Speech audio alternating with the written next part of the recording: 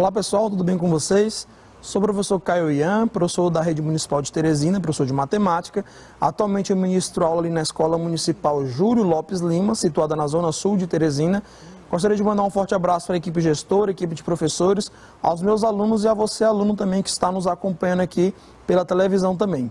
Pessoal, na aula de ontem, nós trabalhamos aí um pouquinho de expressões algébricas, vimos a parte de igualdades, né?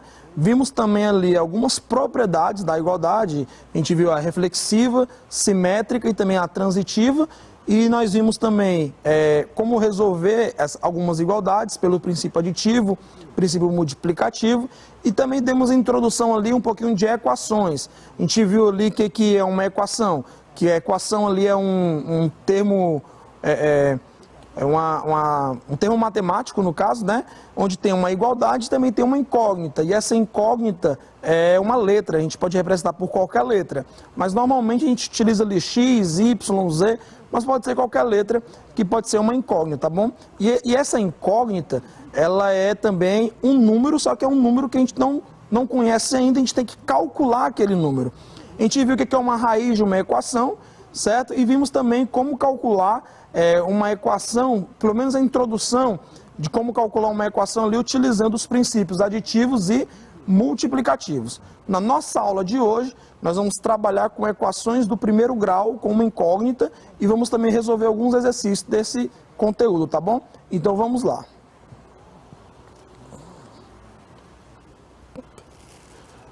Bom, pessoal, como eu falei para vocês, nós vamos trabalhar aí com equações do primeiro grau. Então, o que é uma equação do primeiro grau?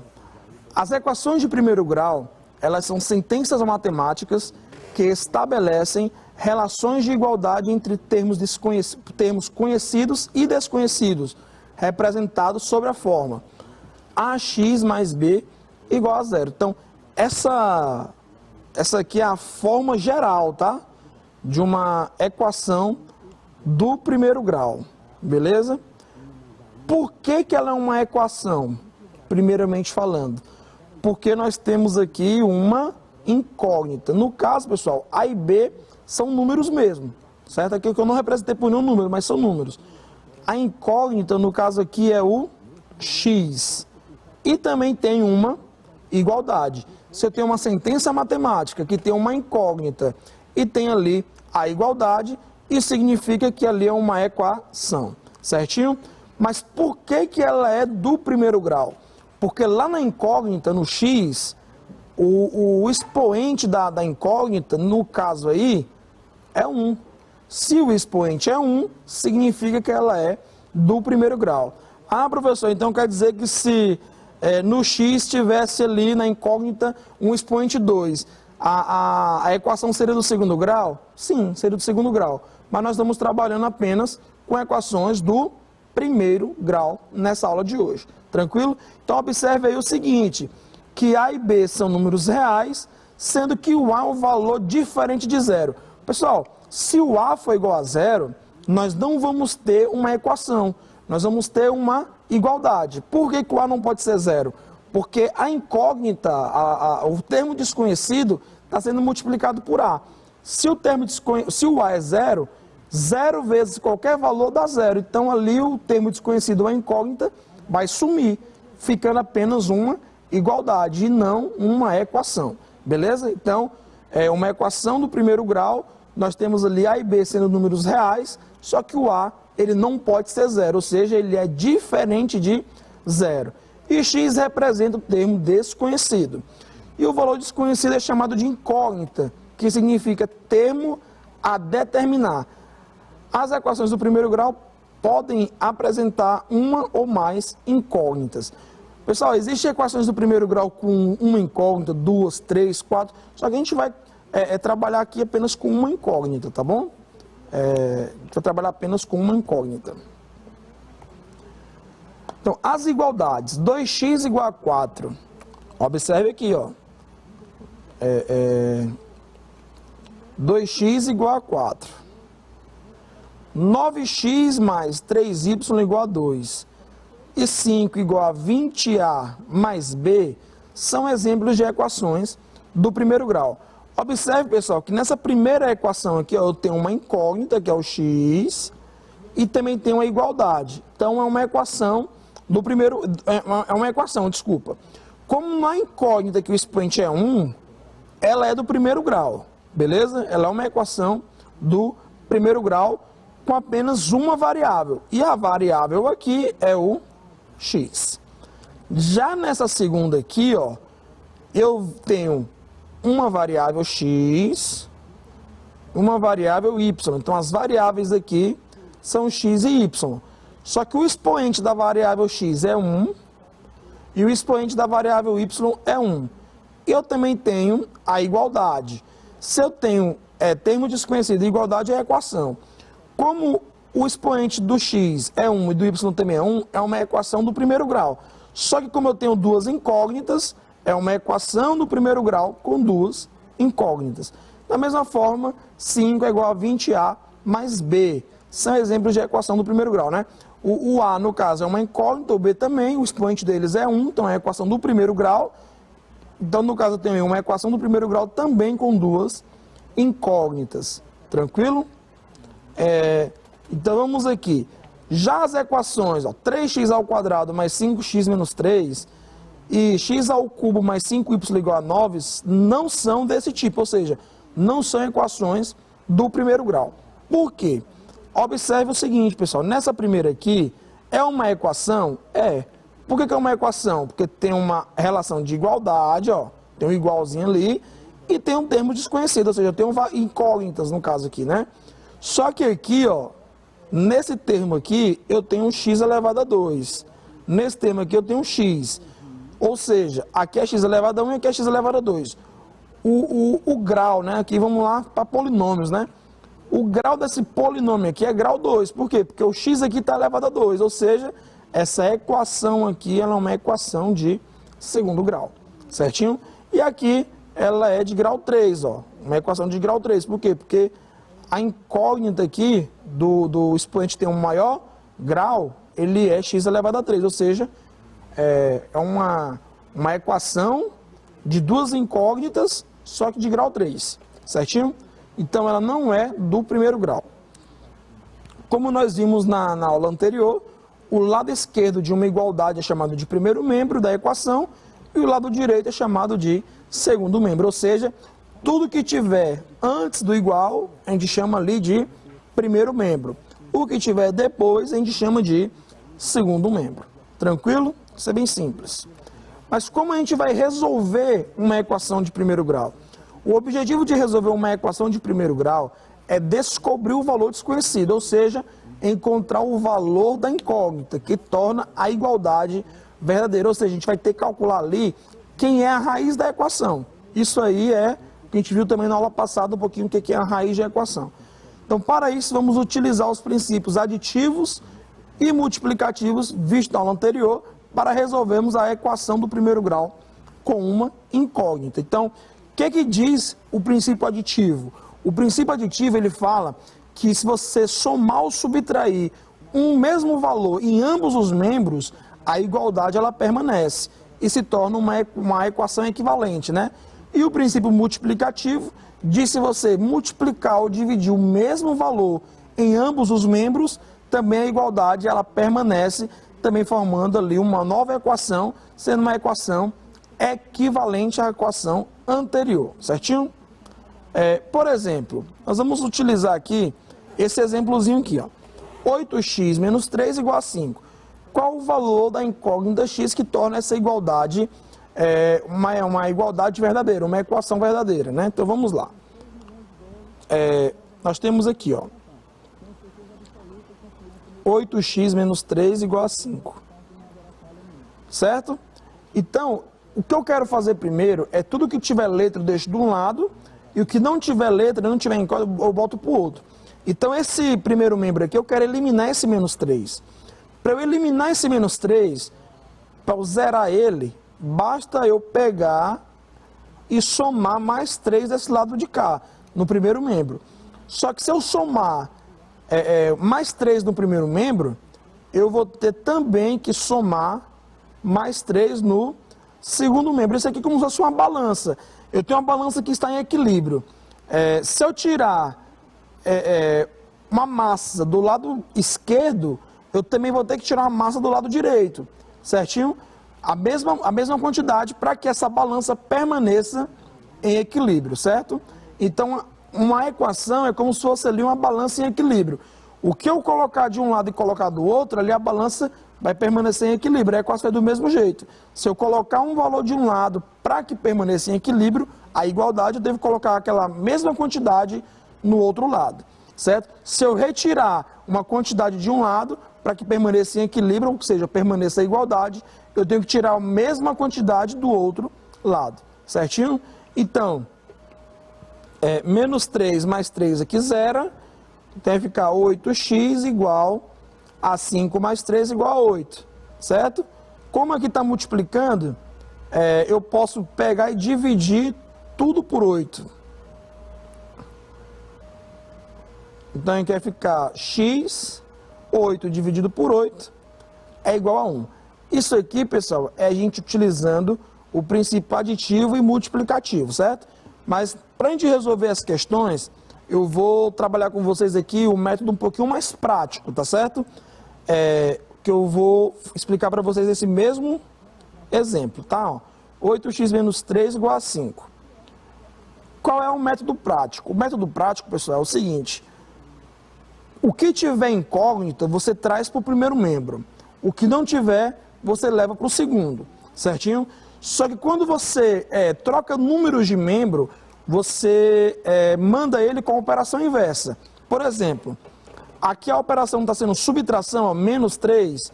Então eu vou levar esse menos 3 lá para o outro lado, para o segundo membro. Só que aqui ele vai inverter a operação dele. Qual é a operação inversa subtração? É a adição, ou seja, ele vai somando 3, né? Ó. Então, vai ficar 8x igual a 5 mais 3, ó. Se você observar, eu fiz isso aqui, ó. Aqui zerou, né? Ó. Então, 8x igual a 5 mais 3, certo? Então, 8x é igual a 8. Observe o seguinte, ó. O 8, aqui ele está multiplicando o x, né? Ó.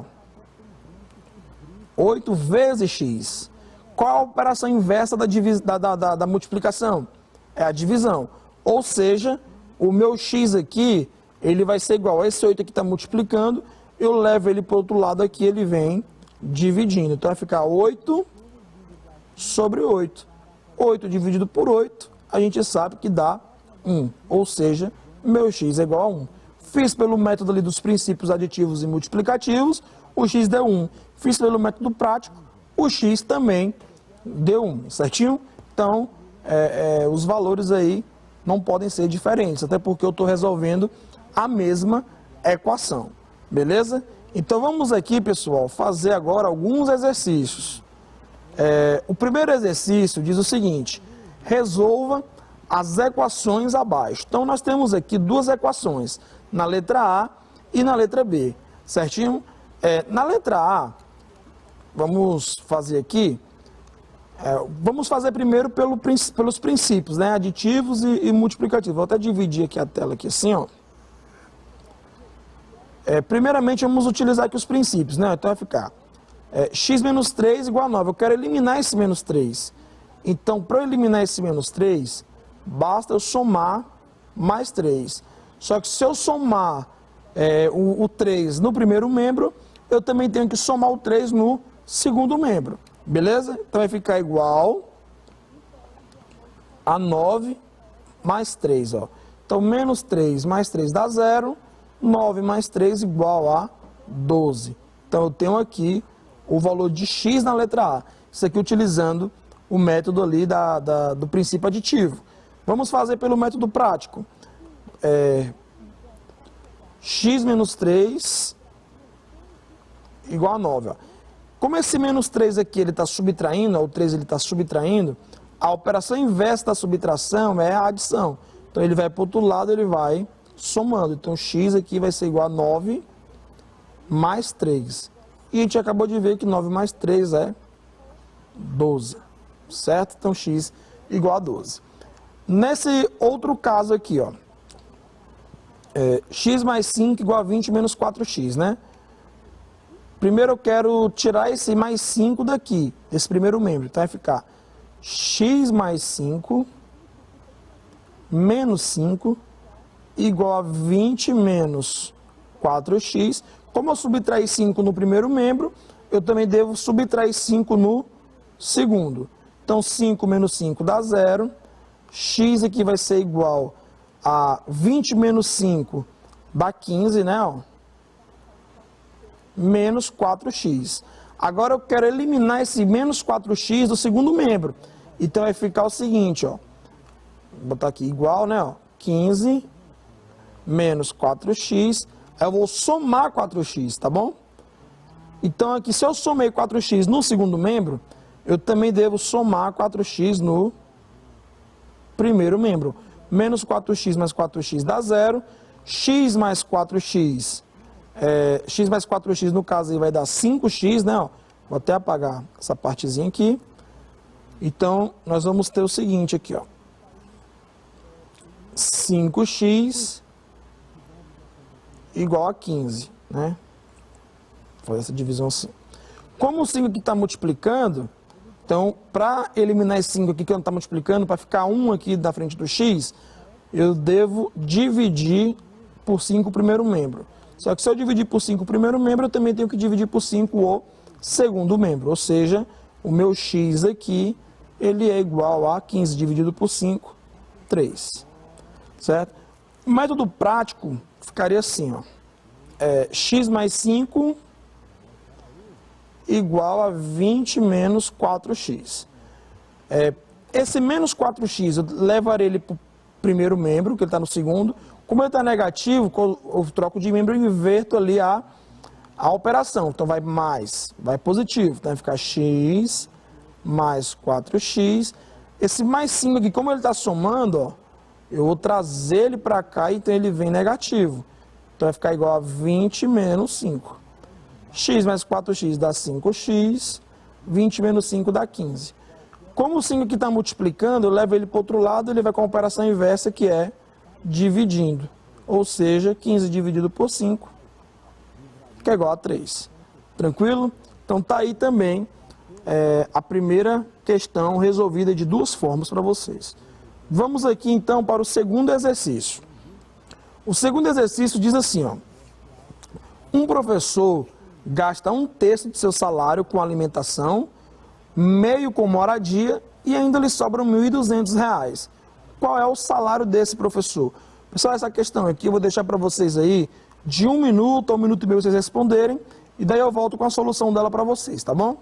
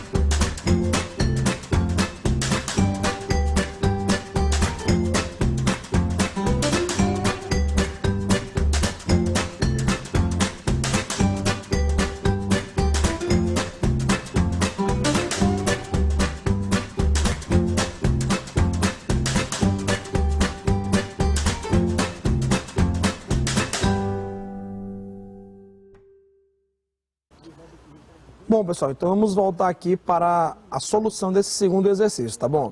Um professor ele gasta 1/3 do seu salário com alimentação, um meio com moradia e ainda lhe sobram R$ 1.200. Qual é o salário desse professor? Pessoal, a gente não sabe qual é o salário desse professor. Então, se a gente não sabe qual é, a gente vai chamar de uma variável qualquer. Então, salário total dele aí é X. Vou chamar de X, tá bom? Só que ela fala o seguinte, ó, o professor gasta 1/3 do seu salário. Então, ele vai gastar 1/3 de X mais metade com moradia, então, ou seja, meio de X, ainda lhe sobram 1.200, mais 1.200. Então, se eu somar esse tanto de dinheiro dele aqui, ó, 1/3 com alimentação, 1/2 com moradia e sobra ainda para ele 1.200, isso aqui vai dar para ele o salário dele todo, é igual a X. Então, montei a equação. Então, agora nós vamos resolver essa equação aí, beleza? Então, como eu tenho ali fração, eu devo tirar MMC. O MMC de 2 e de 3 a gente já sabe que é 6. Então aqui vai ficar 6 aqui, 6 aqui. 6 dividido por 3 dá 2. 2 vezes x, 2x mais 6 dividido por 2 dá 3. Vezes 1x, vai ficar 3x. Mais 6 dividido por... Aqui é como se houvesse 1, né? 6 dividido por 1 dá 6. 6 vezes 1.200, você faz um cantinho aqui, ó, 1.200 vezes 6, ó, 6 vezes 0 dá 0, 6 vezes 2 dá 12, sobe 1, 6 vezes 1, 6, com mais 1 dá 7, então 7.200, né? Aqui é como se houvesse 1 também, 6 dividido por 1 dá 6, vezes x dá 6x, que eu posso simplificar esse 6 com esse 6, aqui vai ficar 5x mais 7.200, igual a 6x. Aí eu posso inverter aqui os membros, sem nenhum problema. Lembra que a gente viu na aula passada? A simetria, né? Ó, A é igual a B, isso aqui, se somente se, né? B é igual a A, ou seja, se esse valor aqui, ó, é igual a isso, significa que 6x também é igual a 5x mais 7.200. Esse 5 aqui, ele está positivo, né? Ele está somando, e para o outro lado aqui ele vem negativo. Então vai ficar 6x menos 5x igual a 7.200. 6x menos 5x dá 1x, ou seja, x, né? Então, o salário desse professor aí é 7.200. Alternativa correta, letra B de bola. Tranquilo? Então, aqui... vamos resolver o exercício de número 3. Então, determine o conjunto solução da equação do primeiro grau abaixo. Então, ele quer que você calcule o valor de x. Então, nós vamos calcular essa equaçãozinha, a equação fracionária, né? A gente viu na questão anterior que o MMC de 2 e 3 é 6. Então, eu tenho 2, 3 e 6. O MMC também vai ser 6, né? Vou fazer um pouquinho mais para o cantinho aqui. Vamos lá, vou fazer aqui uma linha bem grande. Eu sei que o MMC vai ser 6, né? Ó. 6 dividido por 3 dá 2, então eu vou botar o 2 aqui, ó. 2, aquela expressão no numerador eu vou deixar entre parênteses. Aí menos, né? Ó. 6 dividido por 6 dá 1, aqui também vai ficar entre parênteses, né? Ó. Isso aqui é igual a 6 dividido por 2 dá 3, vezes 3 menos x. Aqui eu posso simplificar esse com esse. Distribui aqui, ó. 2 vezes 4x vai dar 8x, mais 2 vezes 2 dá 4, aí menos 5x mais 7. Observe aqui o jogo de sinal, ó. Menos com mais dá menos e menos com menos dá mais. Isso aqui vai ser igual a 3 vezes 3 dá 9. E 3 vezes menos x dá menos 3x. Certo? Então, ó, você tem aqui 8x menos 5x, vai ficar 3x. 4 mais 7 dá 11. Igual a 9 menos 3x. Esse menos 3x, eu vou trazer ele para cá, ele vem positivo. Então vai ficar 3x mais 3x. E esse 11 que está positivo, eu vou levar ele para o outro lado, então ele vai negativo. Então isso aqui vai ser igual a 9 menos 11. Eu vou trazer para cá, né? Ó. 3x mais 3x dá 6x. E 9 menos 11 dá menos 2. Então eu vou pegar esse 6 que está multiplicando. Então eu levo ele para o outro lado, ele vai dividindo. Então vai ficar x igual a menos 2 sobre 6. E aqui ainda dá para eu simplificar por 2. Ou seja, x é igual a menos 1/3. Tá aí a solução dessa equação, né? O conjunto solução dessa equação, que é x igual a menos 1/3. Tranquilo? Então vamos aqui então para o quarto exercício.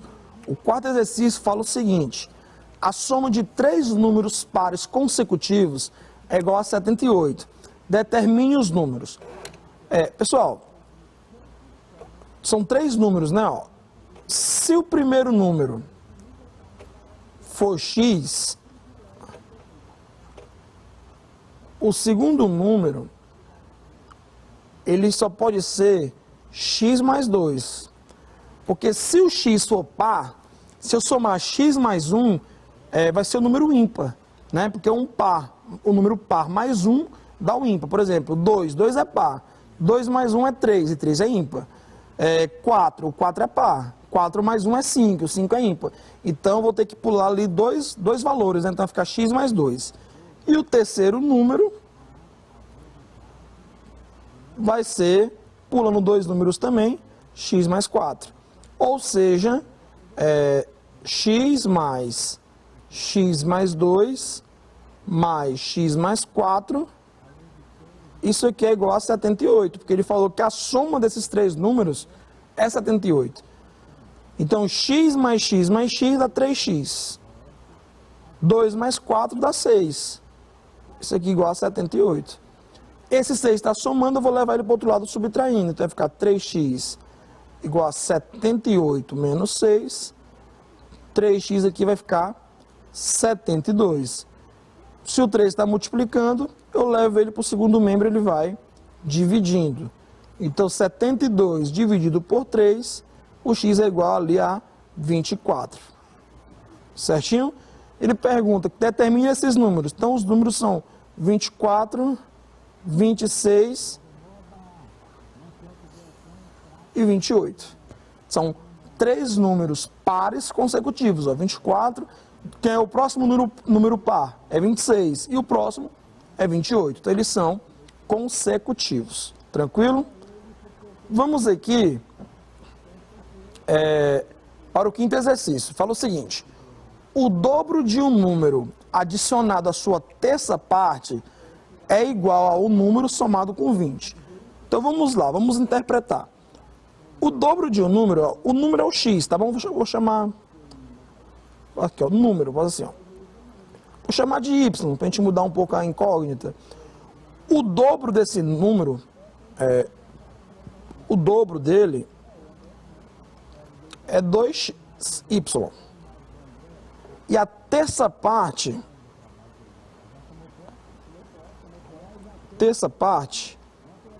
é y sobre 3.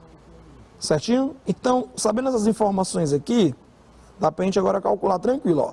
O dobro de um número, 2y, adicionado à sua terça parte, y sobre 3, é igual ao número, que é o y, somado com 20. Né? Então, pessoal, aqui eu vou fazer primeiro aqui o MMC, que eu já sei que é 3, né? Que só tem ele no denominador. Então, 3 dividido por 1 dá 3, vezes 2y dá 6y. 3 dividido por 3 dá 1, vezes 1y dá 1y. 3 dividido por 1 dá 3, vezes y dá 3y. Mais 3 dividido por 1 dá 3, vezes 20 dá 60. Corta esse com esse, ó. 7y é igual a 3y mais 60. Ou seja, 7y menos 3y é igual a 60. 7y menos 3y dá 4y. O 4 está multiplicando, eu vou levar ele para o outro lado, ele vai dividindo. e 60 dividido por 4 dá 15. Tranquilo? Então, pessoal, era exatamente isso que eu queria mostrar para vocês na aula de hoje. Forte abraço, fiquem com Deus e até mais.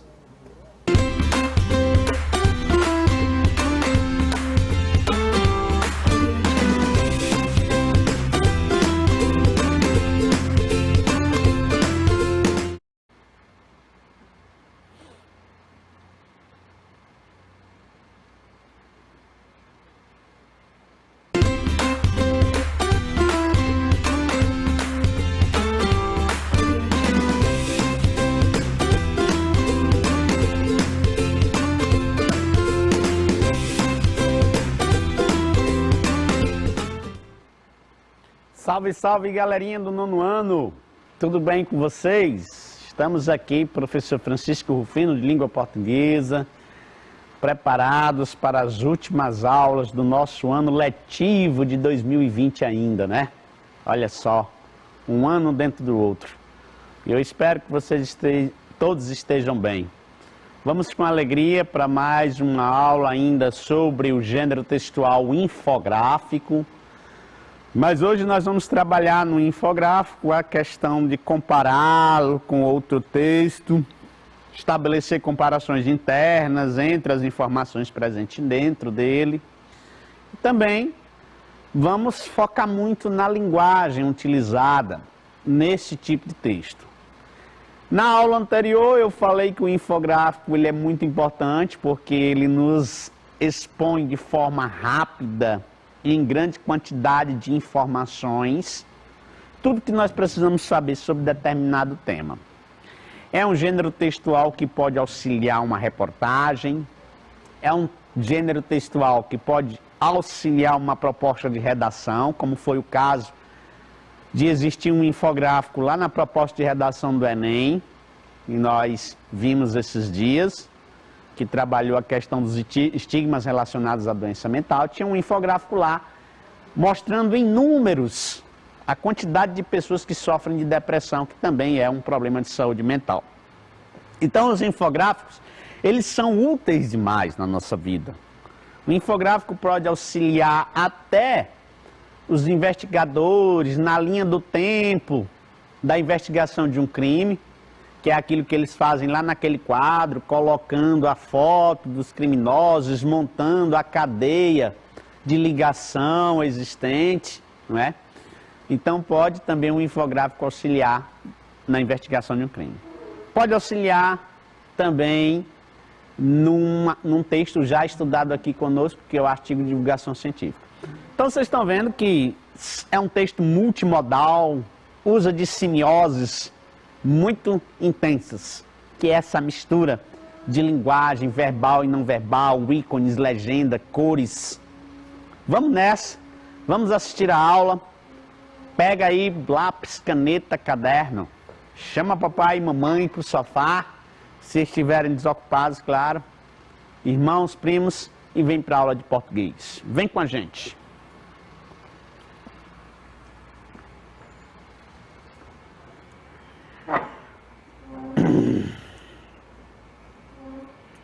O que vamos estudar, professor Rufino, propriamente dito?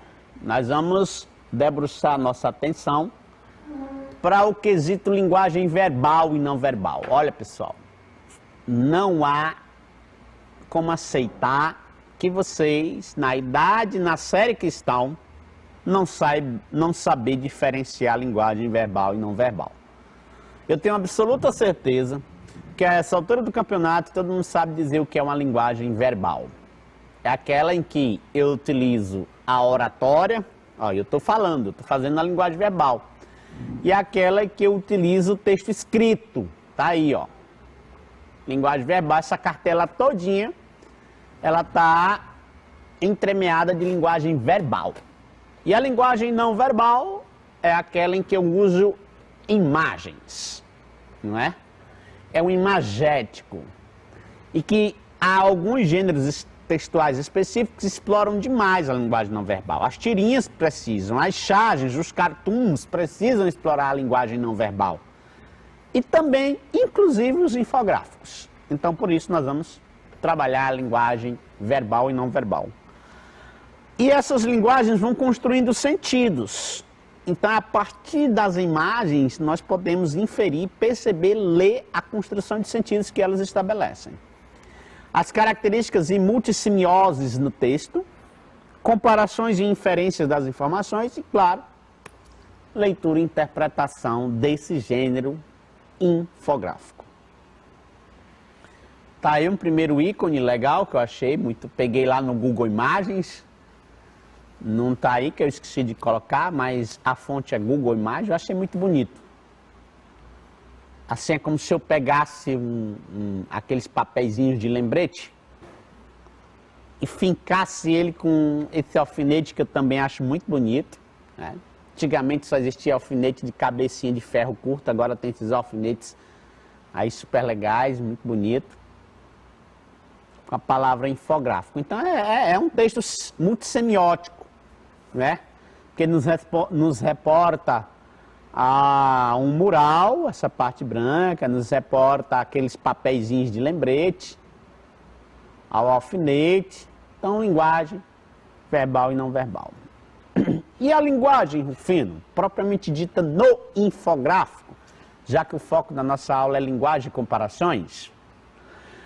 Um infográfico, ou a arte da infografia, é caracterizado por ilustrações explicativas sobre um tema ou assunto.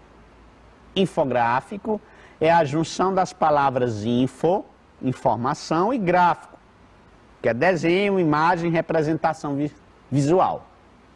Ou seja, um infográfico é um desenho ou imagem que, com o auxílio de um texto, explica ou informa sobre um assunto que não seria muito bem compreendido somente com o texto, viu? A funcionalidade urgente de um infográfico. Os infográficos são muito utilizados em jornais, mapas, manuais, técnicos, educativos e científicos e também sites. Que massa, hein? É uma linguagem multimodal, semiose aqui. As multissemioses, as múltiplas leituras, imagens, informações são intensas. Também, meu amigo, mapa, jornais, revistas, auxiliar alguma matéria, como eu disse no início. E na educação, tudo deve ser explicado, não é? Esclarecido e detalhado, de forma concisa e exata, numa linguagem tanto coloquial e direta quanto possível. O didatismo, que é isso, enfim, que é a maneira como é o processo que eu faço para ensinar, isso é didática, é a dinâmica que eu utilizo. Então, o infográfico tem um didatismo, ele tem uma dinâmica para te passar informações muito mais rápida, mais precisa e mais simples do que um textozão enorme, né, não? Então, o didatismo deve estender-se também à disposição visual do que é editado. A apreensão pelo leitor deve ser fácil, clara e rápida. Então, vai haver infográficos que, meu Deus, não servem para nada. É um emaranhado de informação, como também vai haver infográficos mais enxutos, Isso. Vai depender muito de quem o produz, não é? Do design gráfico. Ele vai ter que ter o bom senso para trazer um infográfico dentro de um livro didático. Até a escolha do infográfico, aqui na minha aula, tem que ser feito de uma forma didática, para que não embaralhe a cabeça de vocês. Pelo contrário, para que vocês se sintam até, vamos dizer assim, recepcionados por esse tipo de texto. Que vocês os recepcionem de forma legal. Então, deve ser fácil, clara e rápida. A rigor, tudo que pudesse ser dito sob a forma de quadro, mapa, gráfico ou tabela, não deve ser dito sob a forma de texto. Então, legal, entendi o que Silva Teixeira quer nos dizer, quer nos passar. Que se eu estou a explorar, né, num infográfico, para facilitar a informação do meu leitor, então, o máximo de legenda, de ícone que eu puder utilizar, eu utilizo. E evitar os textos escritos. Mas existe infográfico que tem um parágrafozão enorme lá dentro dele para a gente ler. Muitas vezes a gente passa até os olhos, nem quer ver, porque a gente é muito seduzido pelo visual. Então, a gente quer explorar mais aquilo que é de imagem. Então, dentro da educação, em respeito à linguagem, eu achei muito massa esse trecho tirado desse livro da Silva Teixeira, por isso que eu trouxe. É a facilidade para que o aluno possa ter uma recepção legal acerca do gênero. Vantagens. São muitas. Eu elenquei aqui algumas. Foi eu que elenquei. Maior clareza de entendimento.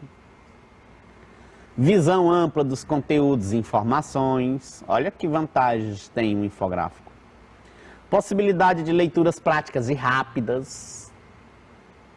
Utilização de números estatísticos de maneira destacada. Transformação de artigos científicos em imagens e explicações rápidas. E esta última, como eu sou professor também de redação para o Enem, no Piauí inteiro e Maranhão, eu coloquei essa última vantagem. Logo porque fiquei muito feliz com o tema de redação do Enem dessas últimas semanas do dia 17, né? E aí, lá tinha um infográfico, tratando sobre o número de pessoas que sofrem de depressão e auxiliam provas e exames como na prova do Enem. É outra vantagem do infográfico. Quase todo ano, o Enem traz um infográfico para explanar de forma mais rápida e precisa aquela problemática abordada no tema.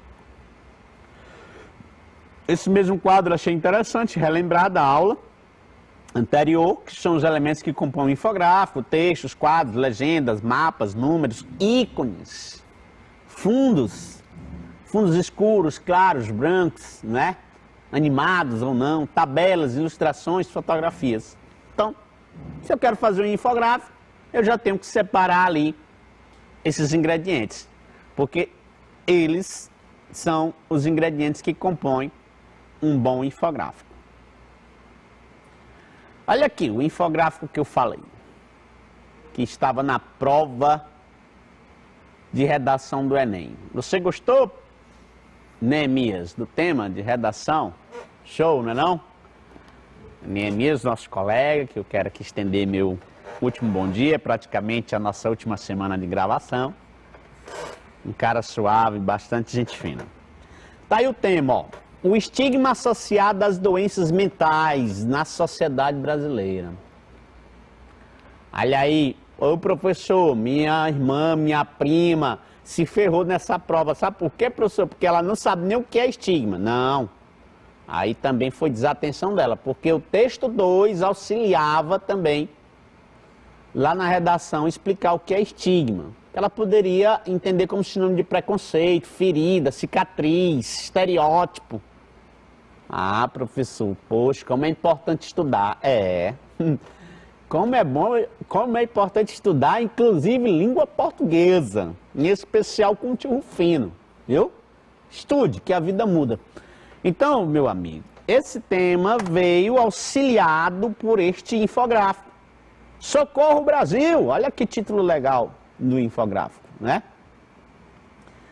Então, por que Socorro Brasil? Olha o ícone da carinha do emoji triste, né? Não é amarelo, ele tá azul porque ele tá lá no centro da bandeira. A gente sabe que a bandeira tem as cores verde, amarelo, azul e branco como principais cores. Aí ele tá lá bem no centro, por isso que ele tá azul, emoji, que a gente conhece mais ele amarelinho, né? Chorando, né? Não, ó, caindo uma lágrima, a boca meio que para baixo. Ícone. Olha aqui outro ícone de globo terrestre, para dizer que no planeta, não é? O ícone da bandeira chorando, linguagem não verbal, é responsável pelo entendimento do estigma. Exatamente, ó. Eu ainda botei isso aqui. Por que eu sei que é algo ruim? Então a pessoa já tinha que associar que estigma é algo ruim, porque se fosse algo bom, essa bandeirinha não estava chorando, ela estava rindo. E no mundo nós temos 322 milhões de pessoas que vivem com depressão, que é um problema grave de saúde mental. Mais de 11,5 milhões desses 322 são brasileiros. Olha que infográfico que traz muita informação. Então, meu amigo, cuidado para que você não faça parte desses 11,5 milhões. Hoje a depressão é a doença mais incapacitante do mundo. te incapacita, te faz faltar ao trabalho, te faz terminar o namoro, a relação, não é? Te faz perder a vontade de tudo, é incapacitante. O Brasil é o país que é o país mais depressivo da América Latina. Da América Latina, que assustador, que tema urgente, então era necessário mesmo. E logo porque também estamos no Janeiro Branco, vocês sabem que os meses, alguns deles foram reservados a refletir sobre determinada temática em sociedade. Outubro Rosa, todo mundo sabe que é o câncer de mama. Nós temos o Janeiro Branco, direcionado a refletirmos sobre as questões de saúde mental. Por que janeiro? Porque é um mês em que se entende que as pessoas recomeçam o ano, não é? Iniciam tudo novamente, dão um start em sua vida. Foi idealizado por um doutor, psicólogo mineiro, Leonardo, o nome dele. Eu fiz essa pesquisa em 2014, não é? Então, ele pensou nessa reflexão acerca desse problema. Ó, nós somos o país mais depressivo da América Latina. Depressão é a segunda causa de afastamento do trabalho no mundo, que aí tem outros problemas, né, que afastam. Mulheres, ó, pessoal, tem mais depressão. Gasto $1 trilhão para tratar, para gerenciar, para amenizar essa problemática. Então, tu viu a riqueza que esse infográfico nos traz de informação? Ah, meu amigo, dá para passar aí meia hora só nesse infográfico. Mas eu não posso, nós temos que praticar. Esse infográfico também já foi utilizado numa prova do Enem, né? Para tratar da questão das amizades virtuais. Eu adaptei a questão, inclusive deixei somente 4 alternativas, porque no ensino médio, como o Enem é para o ensino médio, são 5 alternativas, até a letra E. Para vocês no ensino fundamental, até a letra D. Ele traz como temática principal o título Amizade Pós-Moderna. Que amizade é essa? Meu filho tem inúmeras amizades, mas nenhum vai lá em casa. Eu nunca vi todos, já vi alguns, claro, né? Mas boa parte dos amigos do meu filho, tem 14 anos, é de uma certa forma virtual. No joguinho, nos jogos online, no WhatsApp, nas redes sociais dele. Existe a amizade simétrica e a assimétrica. Aí você vai ler, ó. Texto razoavelmente curto, ó. Não atende, não bem uma crítica lá da Teixeira Silva, que criticou que ele não está cheio de parágrafos, esse infográfico, mas ele precisou explicar, ó, o que é essa amizade simétrica. Veja que essas barras não estão cortadas, ó, elas estão inteiriças. Então, simetria é algo completo, harmônico, sem interrupção, não é? E a amizade assimétrica tem alguma interrupção, tem alguma falha, tem algum obstáculo, ó, por isso essa barra cortada. Então, a assimetria, o A do grego significa não, então não igual, simétrico igual, o assimétrico não igual. Então é preciso, ela não é recíproca, eu posso adicionar ou seguir você sem precisar pedir permissão, e posso inclusive fazer isso sem que você saiba, que é o caso dessas redes sociais, o Twitter, não é o Tinder, é Tinder que ali, não, é Tumblr. Essas outras que eu nem conheço. Daí eu só conheço, não vou mentir, eu sou ignorante também em rede social. Eu uso só aquela que é mais necessária. Instagram, WhatsApp, Facebook. Essas aqui são simétricas, ó. Eu preciso aceitar, meu amigo. Se eu não aceitar, você não será meu amigo virtual. Tá certo? Então, beleza. Relacionando as linguagens verbal e não verbal, que é você olhar aqui, ó, o que está escrito aqui, com as imagens, depreendem-se 2 tipos de amizade virtual, assimétrica e assimétrica. ambas com seus prós e contras. Nós nem lemos, ó. Mas qual é o pró? Privacidade. Tem aquele cara chato, aquela pessoa desconhecida, perigosa. Então eu tenho essa privacidade de não tê-la como amigo. E o contra? Reduz a possibilidade de conhecer gente nova. Tudo na vida tem um prós e um contra. Qual é o pró da assimétrica? Torna muito mais fácil a formação de laços e comunidades. O contra? Mais difícil de virar amizade íntima, pois a interação é pública. Ali você tem gente desconhecida ali, que você nunca nem viu. Beleza. Enquanto a primeira, que é assimétrica, se baseia na relação de reciprocidade, é recíproco, não é? Eu te aceito, tu me mandou o convite e eu te aceito porque eu te quero como meu amigo, ó, e a reciprocidade é isso. A segunda, vamos ver o que é que eu posso dizer acerca da segunda. É uma leitura, é uma interpretação. Reduz o número de amigos virtuais ao limitar o acesso à rede. Não reduz, pelo contrário, aumenta, porque eu não preciso estar aceitando, é automático. Parte do anonimato obrigatório para se difundir. Parte do anonimato obrigatório para se difundir. Não se difunde a partir do anonimato. Reforça a configuração de laços mais profundos de amizade. A segunda, não tem nada de profundo, é tudo muito superficial. Facilita a interação entre pessoas em virtude de interesses comuns. Então o que é que isso quer dizer? Pessoal, facilita a interação entre pessoas em virtude de interesses comuns. Se tu está tweetando sobre determinado assunto, eu vou te seguindo, porque aquele interesse é comum ao meu. Interessante, não é? O que pensa as mulheres sobre a questão do... O que pensa a população, sobre a questão do estupro? E aqui nós temos que, nesse infográfico, nós temos que desconstruir muita coisa. Em especial algo que é terrivelmente revitimizador, que é acreditar que a culpa é da mulher. Vocês acreditam que um país pouco escolarizado como o Brasil, pouco letrado, ainda vitimiza a mulher em acreditar, boa parte da população não escolarizada em acreditar que a culpa é da própria mulher. É uma pura ignorância, não é não? Então esse infográfico vem trazer esse tema, em acreditar que o estupro, o abuso sexual contra as mulheres, a violência de uma forma geral, é culpa delas, porque estavam ali. O que é que elas queriam fazendo ali, naquele lugar? Olha os dizeres que demonstram isso. Também um short curto desse. Então são os dizeres idiomáticos, não é? Que estão na boca da grande massa, que faz com que nós tenhamos essa porcentagem absurda, apresentada aí no infográfico. 1/3 dos brasileiros culpa a mulher pelo estupro. Aí é o que eu chamei de gráfico de pizza, né? Em forma de pizza. E 1/3 vai ser essa parte cinza aqui, ó. É a grande maioria.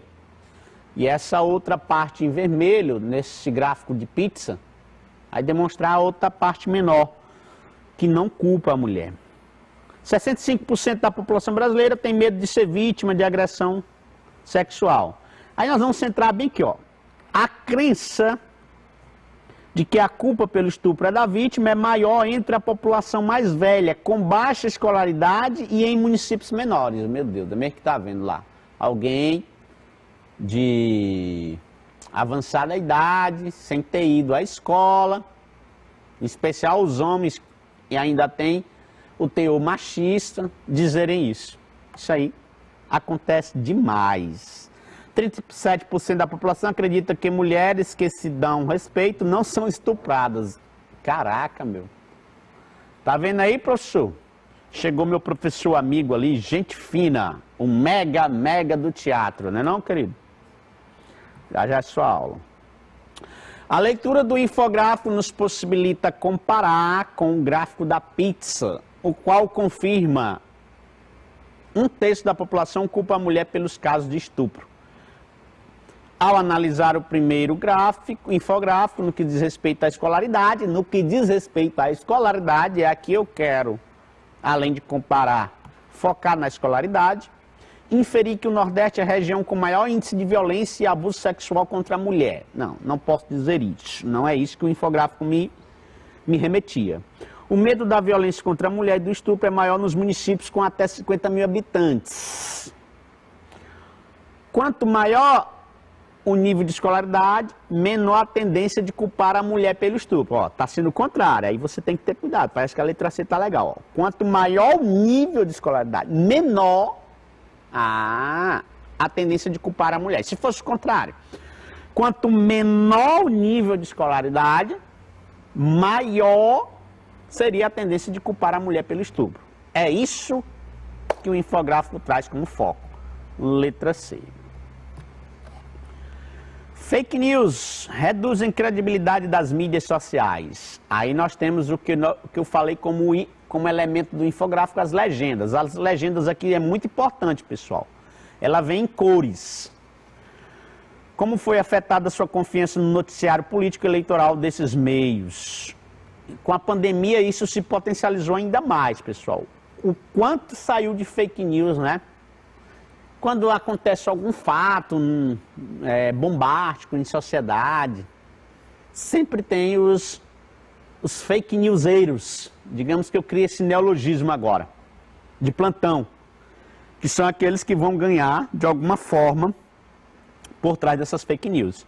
E aí, como o assunto é fake news, o tema, aí tem a cor ali, ó, confio mais, a cor mais escura, a cor mais clarinha.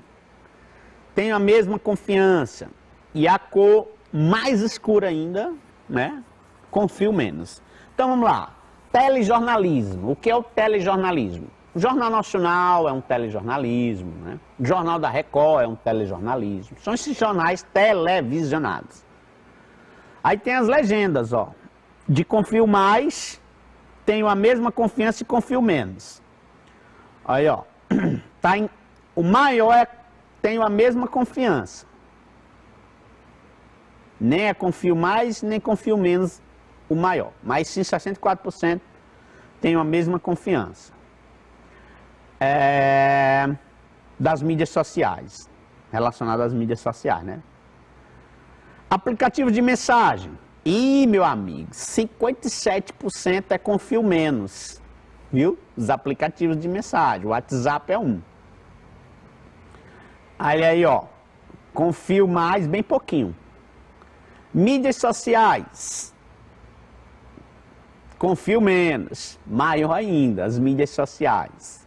Aí entra o que é mídia social? O Instagram da vida seria uma mídia social. Um YouTube, por quê? Porque além de encontrarmos pessoas lá, nós estamos interligados socialmente, também tem as propagandas, né? Tem o merchandising que mantém esses programas. E aí nós temos a mídia de uma forma geral. Beleza. A partir da leitura da legenda de cores do infográfico é incorreto. Eu quero o incorreto. A confiança nas mídias sociais foi mais afetada do que a nos telejornais. Tá correto. Eu quero o incorreto, né?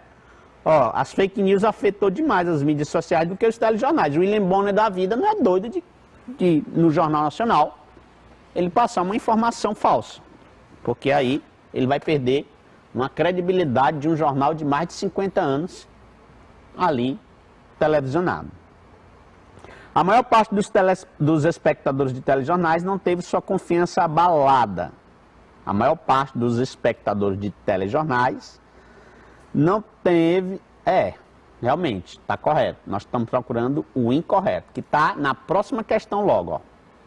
O aumento de confiança em relação às redes sociais se encontra acima da média dos veículos de comunicação. O aumento de confiança em relação... por isso que está incorreto. O aumento de confiança em relação às redes sociais. Meu Deus, as redes sociais são as que menos aumentam a confiança. Pelo contrário, a confiança delas, ó, tá ali na legenda, eu confio menos.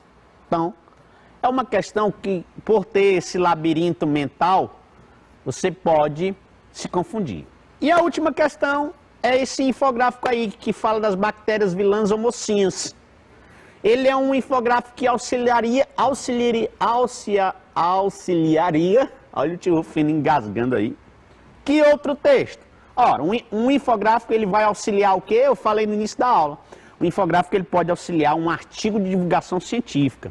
Isso mesmo, um artigo de divulgação científica. Infelizmente, nosso tempo acabou e aqui nós vamos deixando um salve a todos vocês, votos de muita saúde, paz e harmonia em casa. Forte abraço e até a próxima.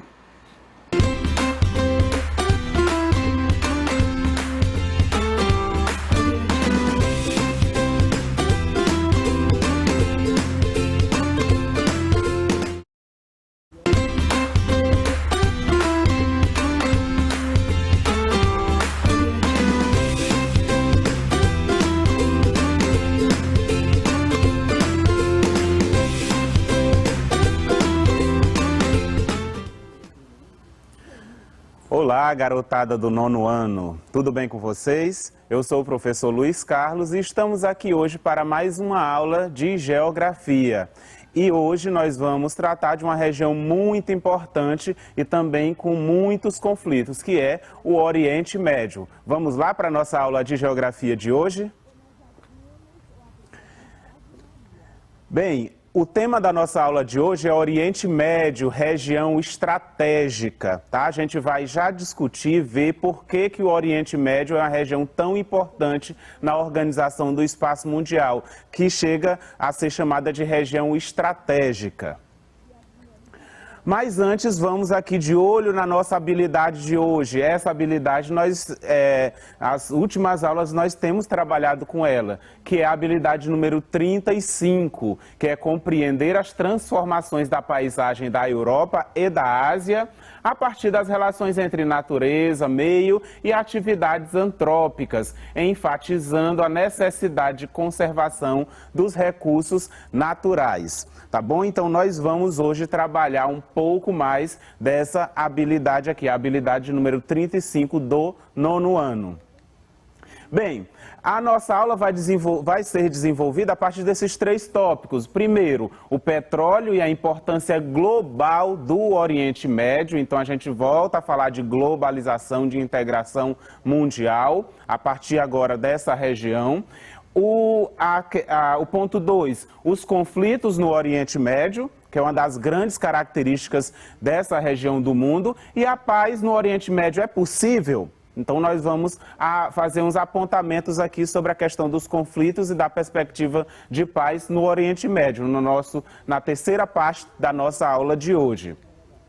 Bem, o petróleo e a importância global do Oriente Médio. Quando nós falamos em Oriente Médio, nós vamos nos remeter automaticamente à questão energética, especialmente a produção de petróleo e derivados, tá certo? Então, um elemento importantíssimo que caracteriza a região do Oriente Médio é o petróleo. E aí hoje, onde o mundo se organiza e produz utilizando bastante essa fonte de energia, então o Oriente Médio ganha aí uma importância significativa, não só regional, mas mundial. Bem, nós temos aqui um mapa, um recorte do Oriente Médio, tá certo? Essa região aqui colorida, que compreende hoje esse conjunto de 15 países: Turquia, Síria, Líbano, Iraque, Irã, Afeganistão, Arábia Saudita, Emirados Árabes Unidos, Omã, Iêmen, Jordânia, Israel, Catar, Kuwait e Bahrein. Então nós temos esse conjunto de 15 países, boa parte deles bastante conhecidos, que compõem aí a região do Oriente Médio. E quando a gente fala em alguns desses países, o que nos remete? Por exemplo, Afeganistão, Iraque. Quando a gente fala o nome desses países, automaticamente a gente se refere a conflitos, a guerras, a questões conflituosas envolvendo essa região e outras regiões também do mundo, e outros países do mundo, como o conflito entre Estados Unidos e Iraque, tá certo? E outras regiões também conflituosas, como a região da Jordânia, a região aí que a gente compreende hoje como Israel e Palestina, que também a gente vai tratar hoje, tá certo? Então, é uma região que é muito famosa pela questão dos conflitos e também pela grande produção de riquezas. Quando a gente fala, por exemplo, em Arábia Saudita, Emirados Árabes Unidos, a gente também vai falar um pouco das riquezas concentradas a partir da exploração do petróleo. Então, temos aqui no mapa a nossa região que nós vamos estudar hoje. Bem, sobre o Oriente Médio, é uma região estratégica em termos econômicos e geopolíticos. Por que estratégica? Quando a gente diz que a região é responsável por uma grande parte da produção de petróleo no mundo, então é uma região importantíssima na organização geopolítica mundial, tá certo? Então é uma região estratégica no sentido de ser importante em todo o contexto global. E detém as maiores riquezas, as maiores jazidas de petróleo do mundo. Então, realmente as maiores concentrações de petróleo, elas se encontram na região do Oriente Médio, especialmente na Península Arábica, marcado por grandes concentrações de riqueza decorrentes da exploração dessas jazidas de petróleo, e ainda é marcado por tensões e conflitos bastante significativos que se desenrolam ao longo da história. E, sobretudo, depois da Segunda Guerra Mundial, a gente tem um grande conjunto de conflitos acontecendo, sobretudo aquele entre israelenses e palestinos. Bem, ainda sobre o petróleo no Oriente Médio, que é um elemento importantíssimo que faz com que essa região se destaque no contexto global. Então, a região concentra as maiores reservas de petróleo do mundo e é a principal exportadora do produto, quer dizer, é a principal região que vende esse produto para outros países e outras regiões do mundo. Então, vejamos, são países que têm uma importância global porque comercializam um produto extremamente importante para todo o mundo. Então, por exemplo, se nós formos pensar hoje na falta de petróleo, tá? Se o petróleo acabar hoje ou amanhã, como é que fica o mundo? Como é que o mundo funciona? Como é que as economias funcionam? Então, o mundo praticamente para, porque nós temos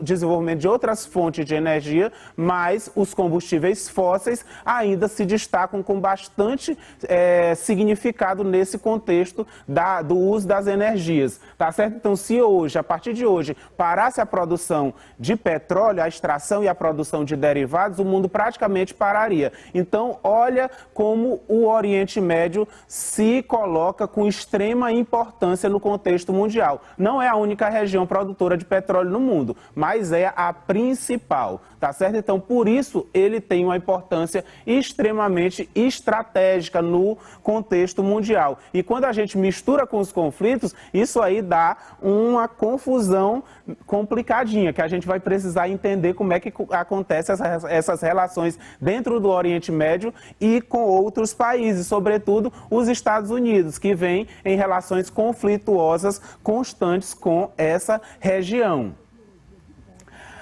A dinâmica política e econômica desses países tem o poder de impactar o mundo todo. É isso que a gente está falando. Então, se esses países entram em conflito ou decretam paz, enfim, as relações políticas, econômicas que acontecem no contexto do Oriente Médio têm importância mundial.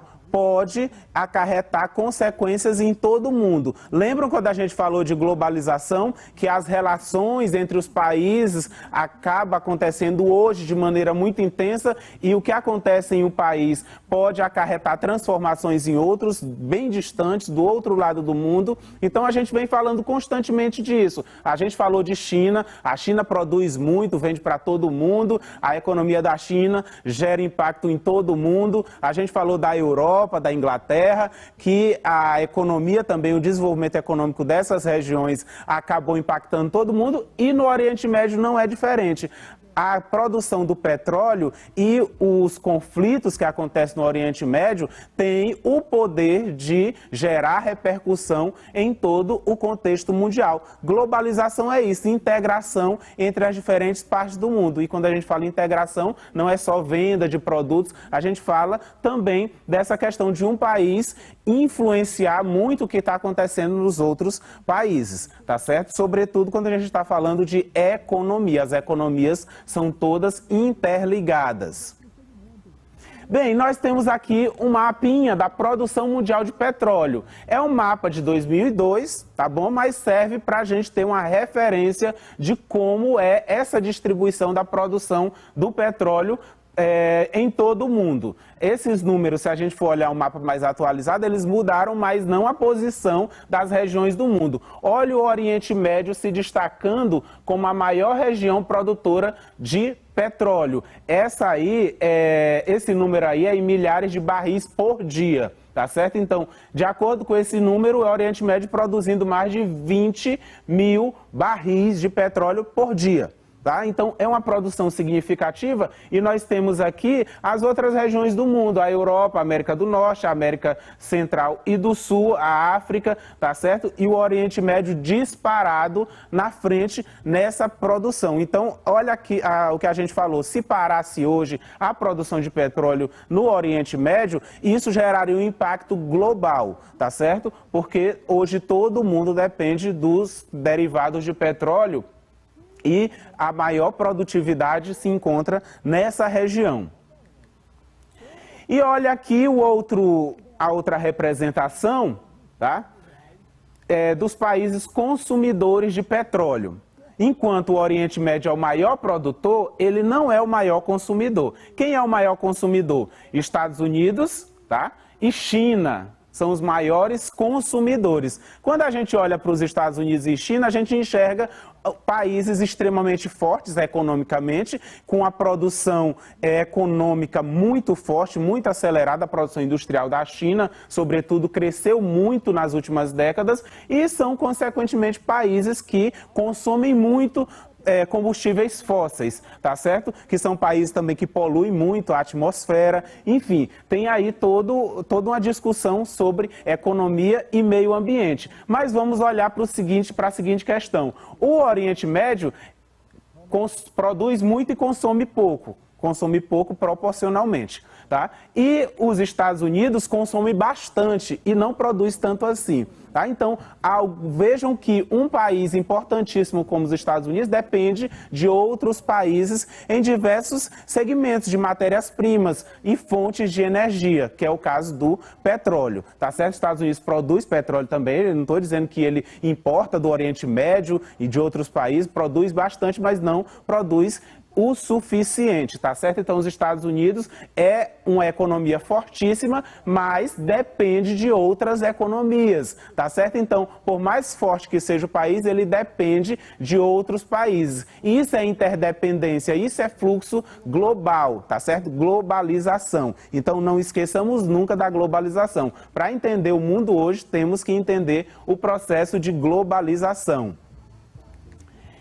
E nós temos aqui o mapa dos fluxos de petróleo bruto da OPEP. OPEP é o quê? Organização dos Países Exportadores de Petróleo. Tá certo? É uma organização, um grupo de países que produz muito e que exporta petróleo. E aí os países do Oriente Médio estão, boa parte deles, nesse grupo de países. E no nosso mapa a gente vê essas setas de cores variadas e com destaque para essa seta aqui verde, bem larga, que é representando o fluxo originário do Oriente Médio, reforçando aquele nosso primeiro mapa, que é o mapa dos países produtores. Então, o Oriente Médio produz bastante, é a região que mais produz e também é a região que mais exporta, tá certo? Então, quando a gente fala de Oriente Médio enquanto região estratégica, quer dizer que ela se encontra num ponto central da Organização Mundial do Comércio, de de petróleo, tá certo? Então, o petróleo é hoje uma fonte de energia importantíssima e os maiores produtores, com certeza, são também importantíssimos nesse contexto. Então, as disputas no Oriente Médio, as guerras, invasão norte-americana no Iraque, tudo isso tem um pouco ou muito a ver com essa importância econômica estratégica do Oriente Médio, tá certo? Então a gente não pode se esquecer dessa seta larga, quer dizer, a importância do Oriente Médio na exportação desse ouro negro, né? Chama-se muito o petróleo de ouro negro pela importância econômica que o produto tem. E as riquezas? Tá? Um produto tão importante economicamente, explorado em larga escala, com reservas enormes, e isso tem um poder de geração de riqueza imenso. Tá? Então nós temos aqui, na abertura aqui desse slide, a capital do Catar, Doha, tá? Que uma coisa belíssima, né? Que é construída a partir da exploração das riquezas do petróleo. Mas nem tudo são flores, tá bom? São países que convivem também com a pobreza. E quais são as características hoje do Oriente Médio a partir desse crescimento econômico que a exploração do petróleo trouxe? Nós temos riqueza e modernização, tá? Ao fundo aqui nós temos Dubai, que é uma expressão aí da modernização e da riqueza no Oriente Médio, e uma expressão conhecida mundialmente, essa cidade. Tá? Então, nós temos, a partir da exploração dos recursos minerais, a grande produção de riqueza e modernização. Lembramos que riqueza não quer dizer desenvolvimento. Riqueza é uma coisa, desenvolvimento está muito ligado à questão social no geral. Então, existe riqueza, mas existe também pobreza, tá certo? Então, existe aí uma modernização muito grande e uma riqueza, uma concentração de renda muito grande, mas também existem os bolsões de pobreza. Diversificação da economia, então a economia não é só petróleo, o petróleo trouxe aí uma grande concentração de riquezas que possibilitou a diversificação da economia, e hoje o turismo é um grande vetor de desenvolvimento econômico, tá certo? Então, essas regiões, essas cidades do Oriente Médio atraem muitos turistas para ver, principalmente, a riqueza de Dubai, por exemplo. Então, os turistas vão para ver o luxo, a riqueza, como é que uma cidade consegue ser tão luxuosa numa região desértica, tá certo? Então, esses países acabaram diversificando a sua economia, sobretudo por setor terciário, especialmente para o turismo. Então, a economia do Oriente Médio não é só petróleo.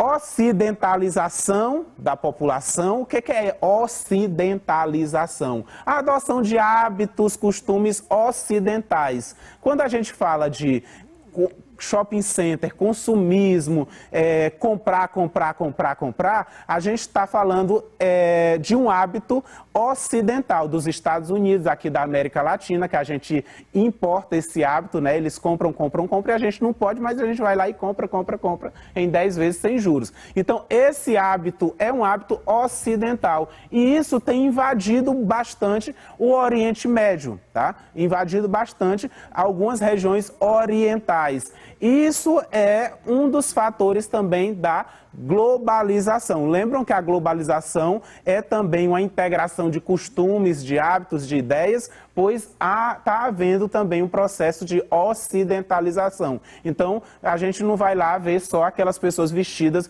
dos pés à cabeça de burca. Existem outras realidades, outras formas de expressão que lembram muito o Ocidente. E uma grande atração de migrantes. A gente tem desenvolvimento de riquezas, a gente tem desenvolvimento econômico, a gente tem crescimento das cidades, a gente tem um conjunto de atividades produtivas importantes, logo pessoas de outras regiões mais pobres acabam migrando para essas regiões mais ricas, em busca de melhores condições de vida. Mas há várias ONGs denunciam que esses trabalhadores eles são bastante explorados nesses países aqui do Oriente Médio, tá bom? Então, existem essas características nessa região a partir desse crescimento econômico vertiginoso das últimas décadas. Agora vamos para os conflitos. Tá? Não é só riqueza, não é só petróleo, não é só luxo. Tá? Existem muitos conflitos marcando a região do Oriente Médio.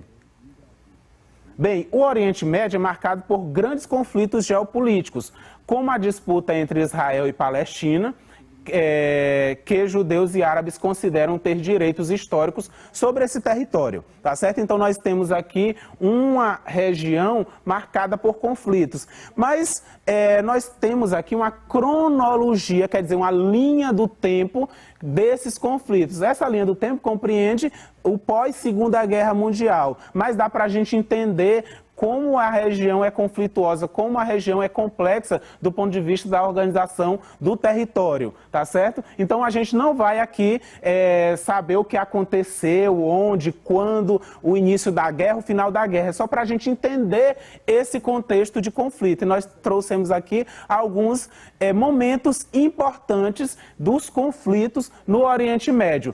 Entre 1947 e 1948, nós temos aí a guerra entre árabes e judeus motivada pela criação do Estado de Israel.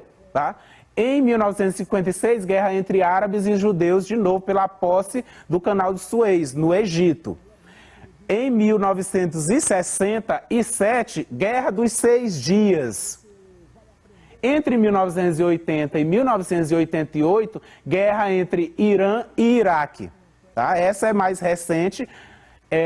Em 1990 a 91, a Guerra do Golfo entre Iraque e Kuwait. E em 2001, essa aqui é bem mais recente e mais famosa, né? Invasão dos Estados Unidos ao Afeganistão. Em 2003, entre 2003 e 2010, nós temos a invasão dos Estados Unidos no Iraque, tá? Mais conhecida, tá? Por ser também mais próxima de nós no sentido do tempo, tá? Mais recente.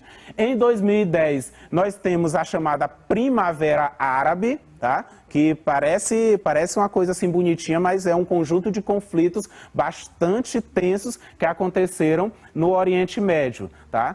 E nós temos em 2011, a partir de 2011, o início da guerra na Síria, tá? A guerra civil na Síria, que é um conflito que tomou aí grandes proporções e que ficou conhecido mundialmente, que as tensões realmente elas se arrastam desde, na verdade, dos protestos lá da Primavera Árabe de 2010.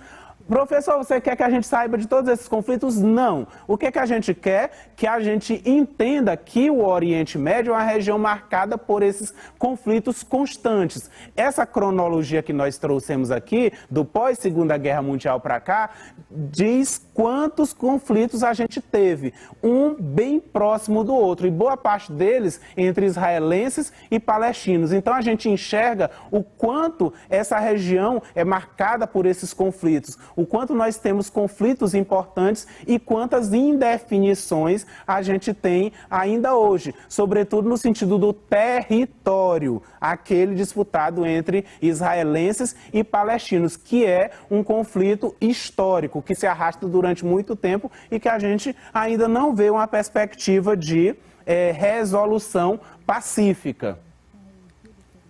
Bem, paz no Oriente Médio, é possível? É possível ter paz no Oriente Médio diante de um histórico de conflitos tão grande, tão significativo?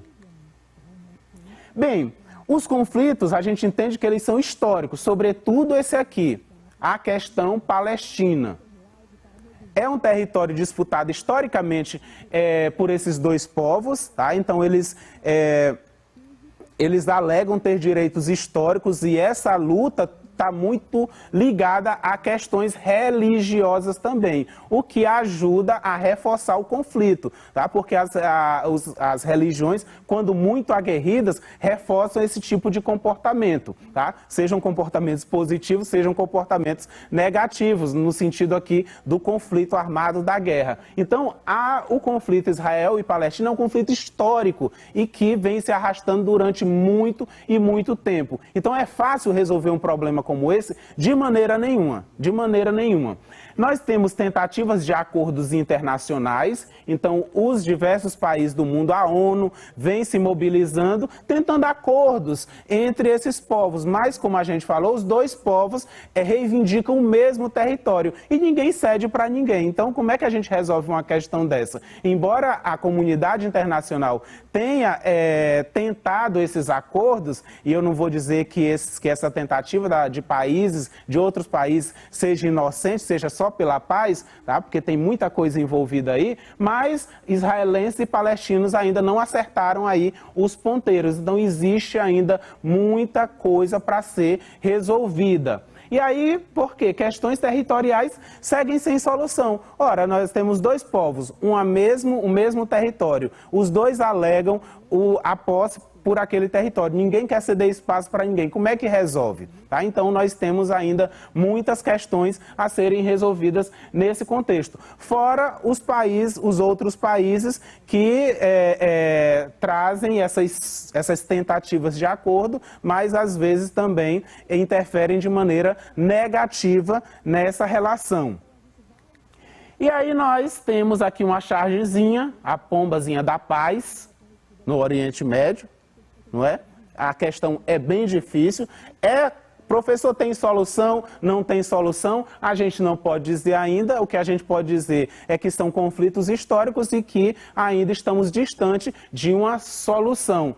Se é possível ou não, só a história é que vai nos dizer daqui para frente, tá certo? O que a gente pode dizer é que tá bem complicado. Olha a pomba da paz, a cara de desapontamento. Tá difícil lá.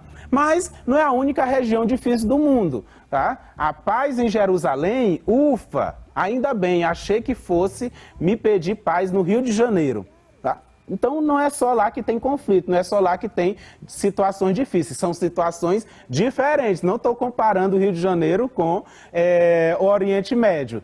Tá? Existe muita diferença, mas a gente acaba apontando o Oriente Médio, tem muita violência, tem muita morte, mas existem formas de violência em outros lugares do mundo, sobretudo no Brasil, tá certo? Então, a paz no Oriente Médio, ela precisa ainda ser construída durante muito tempo, assim como a paz precisa ser construída aqui no Brasil, nos Estados Unidos, que o negócio está meio feio, né? Em vários lugares do mundo. E aí a gente vai construindo a paz de dentro da nossa casa, né? Que aí vai ajudando. É melhor Deus se preocupar só com o Oriente Médio, não precisar se preocupar com o Brasil, com a gente aqui. Terminamos a nossa aula de geografia de hoje, espero que nós tenhamos entendido um pouco mais sobre o Oriente Médio. Esta é nossa última aula de geografia do nosso ano letivo de 2020, tá bom? Espero que tenhamos aproveitado esse ano com bastante garra, um ano difícil, mas que a gente conseguiu superar e atravessar, tá bom? Então vamos seguindo, estudando sempre, tá bom? Que Deus ajuda quem senta e estuda. Então, meu grande abraço para todos vocês, especialmente para os nossos alunos lá do São Sebastião.